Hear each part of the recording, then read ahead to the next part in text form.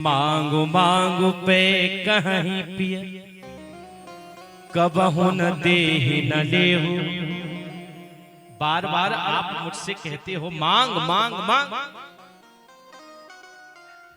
परंतु आज तक मुझे वो वरदान नहीं दिए। इसलिए क्या वरदान देने कहूं वरदान दोई त्यो पावत संदेह। मुझे तो संदेह है कि शायद आप अपने उन वचनों को भूल गए हैं। हमने तो सुना है रघुवंश कुल शिरोमणि हैं आपका वचन खाली नहीं जा सकता। कहते हैं प्राण जाए पर वचन न जाए, ये रघुवंशियों की मर्यादा है। लेकिन मुझे संदेह है कि आप अपने वचनों को भूल गए हैं। आप अपने वचनों को भूल गए हैं, शायद हमें वरदान नहीं देना चाहते। रघुकुल रीत सदा चली आई, प्राण जाऊं पर वचन न जाई।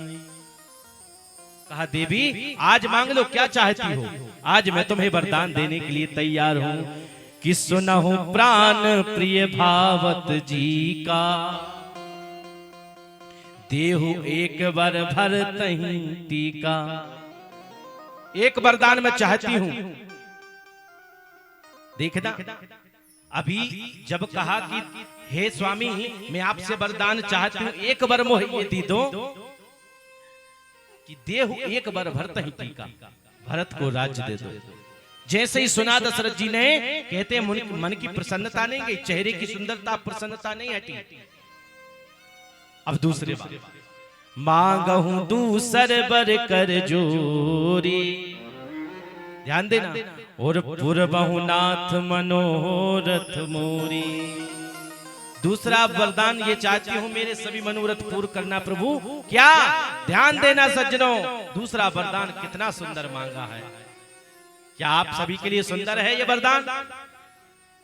पहला वरदान मांग लिया कि मेरे पुत्र भरत को राज्याभिषेक राज तिलक, और दूसरा कि तापस वेश विशेष उदासी, तापस वेश विशेष उदासी, तापस देश विशेष उदासी।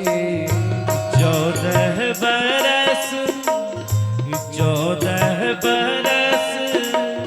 राम बनवासी, 14 बरस विशेष उदासी, तापस वेश विशेष उदासी, विशेष उदासी।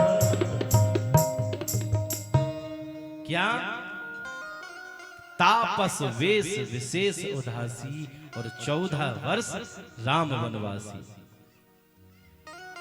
14 वर्ष के लिए राम वनवास चले जाएं तपस्वी का वेश लेकर के। जैसे ये सुना धड़ाम से जमीन पर गिर पड़े महाराज दशरथ। अब क्या करें, जैसे ही राम के लिए वनवास चाहा, मोरे भरत राम दुई आंखी है देवी, सत्य मानना सत्य कहूं करी शंकर साखी।